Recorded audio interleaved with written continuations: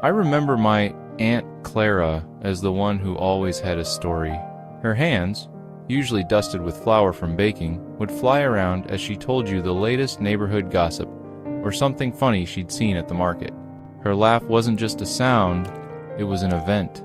It made her shoulders shake and her eyes water. She was, in a word, vibrant, but that vibrancy started to fade.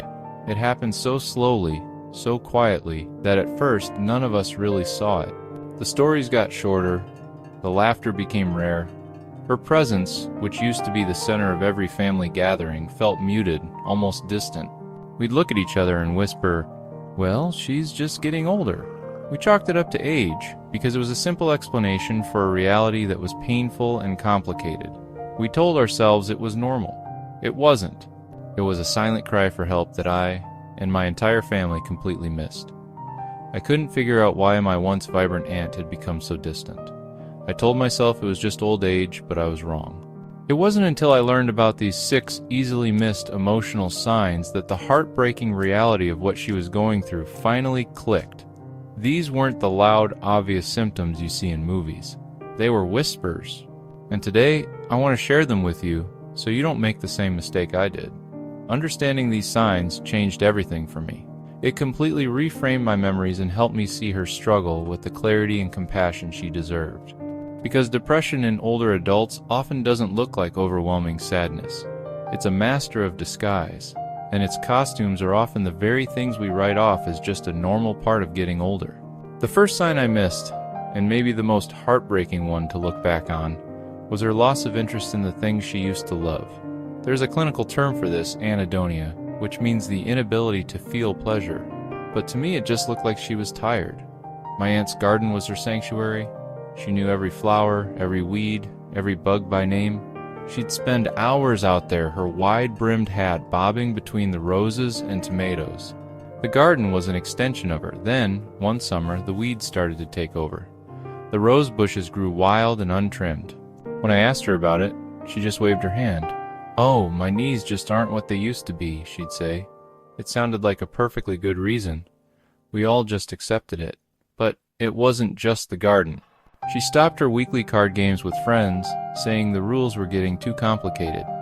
The romance novels she used to fly through sat on her nightstand, with a bookmark stuck on the same page for weeks. This wasn't just slowing down. This loss of joy is a core symptom of depression. It's the color fading from their world, and because it happens so gradually and they give such logical-sounding excuses, we don't realize it isn't a choice. It's a symptom. When we think of depression, we usually picture tears and sadness, right? We rarely think of anger. The second subtle sign I missed was a new, persistent irritability. My aunt, a woman who could calm a crying baby with a single hum, started to have a really short fuse. I remember one afternoon I was trying to help her with her computer. I was showing her how to look at photos from a family wedding, and she got more and more agitated. "I just don't get it. Why is everything so difficult?" She finally snapped, pushing the laptop away. Her anger felt so much bigger than the situation. It was unsettling. At the time, I brushed it off as frustration with technology. But what I've learned since is that for many seniors, depression shows up as irritability or restlessness, not sadness. It's like their emotional pain has nowhere else to go, so it leaks out as anger over small things. They might get impatient, easily annoyed, or seem constantly on edge. It's one of the most misunderstood symptoms because it can push people away right when they need support the most. We see the frustration, but we miss the pain hiding right behind it. The third sign was maybe the quietest of all. It wasn't the presence of sadness, but an absence of feeling altogether. Some experts call this depression without sadness, and it's especially common in older adults. They might not say they feel sad, but they'll describe feeling emotionally flat, numb, or empty. It really hit me when my cousin called with amazing news. She was pregnant with her first child. This was something my aunt had been hoping to hear for years. I called her, bubbling with excitement. "Aunt Clara, did you hear? Sarah's having a baby!" There was a pause. And then, in a voice with no real emotion, she just said, "Oh, that's nice. Just nice. Not the squeal of joy we expected, not a million questions, not happy tears, just a flat, detached response. It felt like talking to a stranger, like there was a wall between us. At the time, I was hurt. I thought she was being cold. Now I get it, she couldn't feel the joy.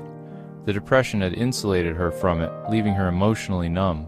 This is so easy to misread as being aloof or disinterested, but it's often a sign that someone is so overwhelmed inside that they've just shut down. The fourth sign was a slow-motion decline in her personal care and the state of her home. My aunt always took pride in her appearance. Her blouses were always ironed, her lipstick just so. Her house was spotless. But bit by bit, things changed. When I'd visit, I'd notice dust on the picture frames. Mail would be piled up on the dining table, unopened. She started spending her days in her housecoat. At first, I made excuses for her. But neglecting yourself or your daily chores can be a huge red flag for depression. It's not about being lazy. It's about a profound lack of energy and motivation. Simple things like taking a shower, getting dressed, or sorting the mail can feel like climbing a mountain. Forgetting to take medicine or skipping meals isn't just forgetfulness. It can be a sign they no longer have the mental energy to care for themselves. We often blame this on normal aging, but a pattern of neglect is a serious warning that their inner world is falling apart. The fifth sign was hiding in plain sight, in the words she used. It wasn't a direct cry for help. It was a creeping, subtle language of worthlessness. During one of our last long talks, she sighed and said, "You know, I don't know why you all bother visiting me. I'm just an old woman taking up space. I feel like such a burden." I immediately jumped in to fix it. "Don't say that. We love visiting you. You're not a burden at all." I thought I was reassuring her. What I was actually doing was dismissing her feelings. When someone says they feel like a burden or that they have no purpose, it's a classic sign of depression. They feel worthless, and they're testing the waters to see if you agree. When we rush in with cheerful denials, we accidentally shut down the conversation. We send the message that their feelings are wrong and make us uncomfortable. What she needed wasn't a quick contradiction. She needed someone to ask, "Why do you feel that way? Tell me more." That was a painful lesson to learn. Her comment wasn't just a complaint, it was a window into how she was feeling, and I had unknowingly slammed it shut. And the final sign, the one that eventually became impossible to ignore, was her slow, quiet retreat from the world. Social withdrawal is a common depression symptom, but in older adults it often masquerades as a simple preference for peace and quiet. It started with her saying no to big family parties. "Oh, it's just too much noise for me now," she'd say. Then she stopped going to her weekly church group. Soon she was letting phone calls go to voicemail more and more. Her world, once so full of people, slowly shrank until it was just the four walls of her house. We told ourselves she was just enjoying her solitude. I mean, don't we all want more quiet time as we get older? But there's a huge difference between choosing solitude and being forced into isolation by depression. Loneliness makes depression worse, and depression fuels more loneliness. It's a painful, vicious cycle. Her withdrawal wasn't a choice for peace, it was the illness pulling her away from the very connections that could have helped her heal. She wasn't closing the door on us, she was trapped behind it. Realizing all of this about my aunt now doesn't take away the sadness or the regret I feel for not understanding sooner. But it has given me a new kind of awareness. Depression is not a normal part of getting old. It's a treatable medical condition. The signs are often quiet, subtle, and easy to explain away, but that doesn't make them any less real or serious. They are the whispers of a deeper struggle. The abandoned hobby is a whisper. The flash of anger is a whisper. The unreturned phone call is a whisper.